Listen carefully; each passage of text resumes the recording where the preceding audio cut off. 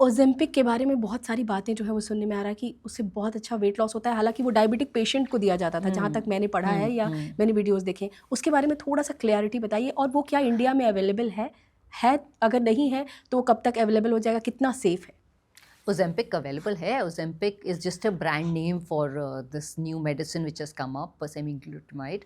तो उसका brand name है Ozempic, अब सब जगह अवेलेबल है और वेस्ट से अब यहाँ इंडिया में भी बहुत ज़्यादा उसका हाइप आ गया है.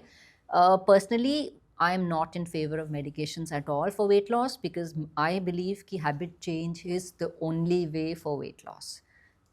जैसे कि fat diets do not work and eventually have side effects, वैसे ही ओजेम्पिक के भी साइड इफ़ेक्ट्स हैं, बल्कि फैट डाइट से भी ज़्यादा हैं, because it's after all a medication, right. और कोई भी दवाई बिना साइड इफ़ेक्ट के नहीं आती है, पहली बात तो आपको ये समझना पड़ेगा.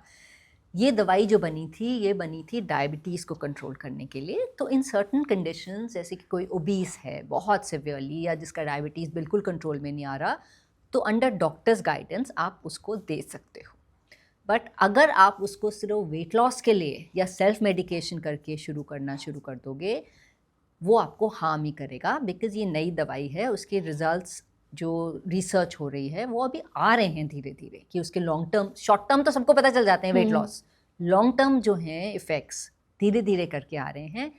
And they don't look pretty. मतलब जो उसके साइड इफ़ेक्ट्स हमको दिख रहे हैं, they don't seem worth the effort.